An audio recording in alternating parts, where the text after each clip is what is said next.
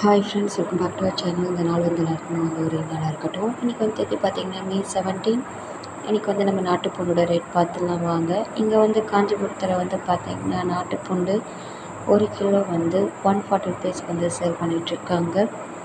Like பண்ணுங்கள், comment பண்ணுங்கள், share பண்ணுங்கள். சப்ஸ்கிரைப் பண்ணாமல் நம்ம சேனலை பார்த்துட்டு இருந்தீங்கன்னா சப்ஸ்கிரைப் பண்ணி பக்கத்தில் இருக்க பெல் சிம்பலை கிளிக் பண்ணிக்கோங்க.